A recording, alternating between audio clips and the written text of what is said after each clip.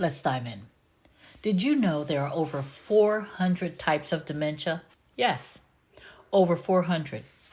Often when we hear or talk about Demi, it goes like this. My mom was diagnosed with dementia. Really?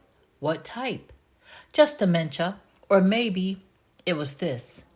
My dad was diagnosed with Alzheimer's. Wow. How'd they come to that conclusion?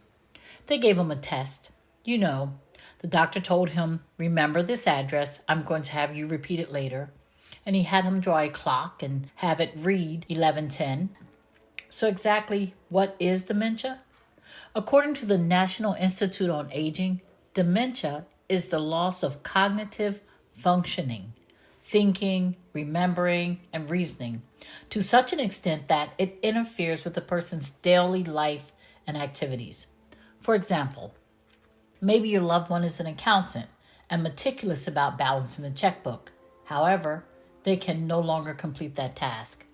Perhaps they are getting lost coming home from work in a town where they have lived all of their life.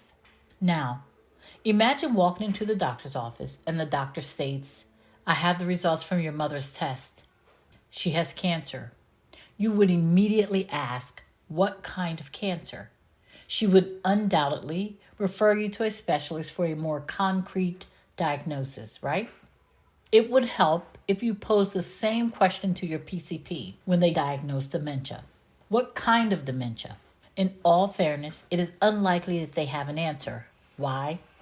Remember that test your primary care physician gave your loved one? Unfortunately, this test only helps them decide if a full diagnostic assessment is needed to determine if your loved one has a kind of dementia. Or in layman's terms, they will refer you to a specialist and, in all likelihood, instruct you to build a team of specialists to support your loved one.